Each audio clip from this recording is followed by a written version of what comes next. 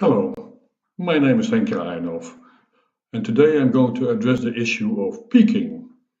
Peaking is, of course, very important in sports because basically that's what it's all about.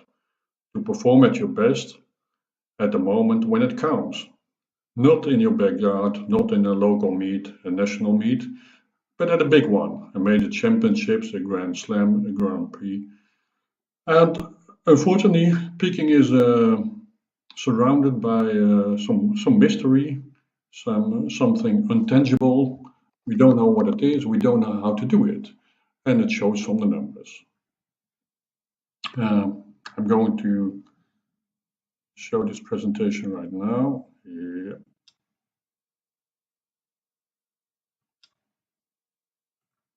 Okay. Peaking is what it's all about. That's why we trained for many hours, many days, many weeks to end up at the victory stand, to go for the gold medal and go for a record sometimes when it counts. Now it's not easy to peak.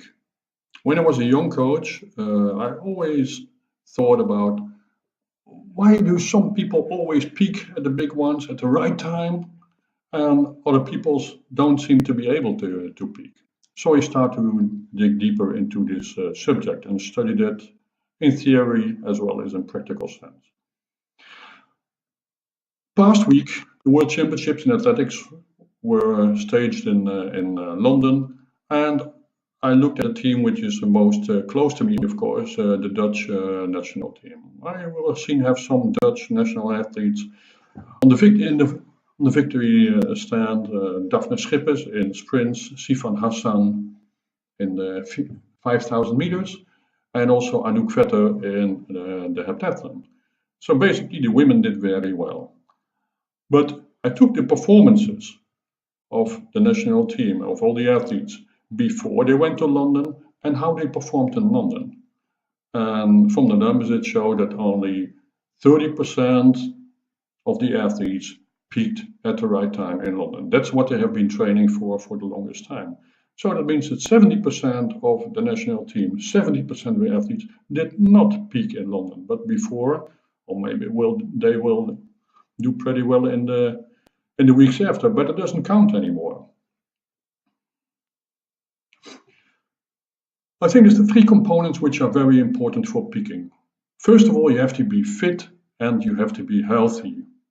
You have to be at the highest level of fitness. You have to be fast, strong, and your technical and tactical skills should be at their very, very best.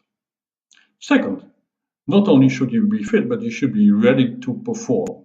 Readiness is a relative new term in sports, but it means you are fresh. You're not tired from the workouts and the traveling and the competitions before. And the third one, often neglected, is how does the athlete deal with the stress or the perception of stress at least.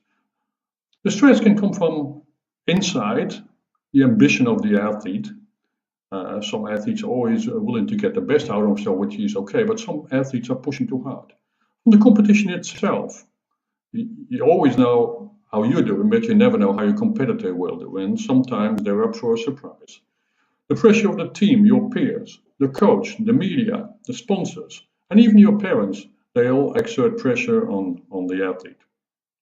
Well, to sum it up, in order to peak, the athlete needs to be fit, the athlete needs to be healthy, the athlete needs to be fresh and recovered, and the athlete needs to deal optimally with the stress of the major competition. Fitness and health, well, fitness is the easiest thing to work on because that's what we do in the first place. We train maybe 300 to 400 workouts a year. We know a long time before when a major championships or a major competition is staged. We already know where the Olympics will be in 4 years, where they will be, when they will be, the day, even the time. We know the stadium. We sometimes already know 1 year before who you can expect to be there. So we have a long time to prepare fitness and make sure the athlete is fit.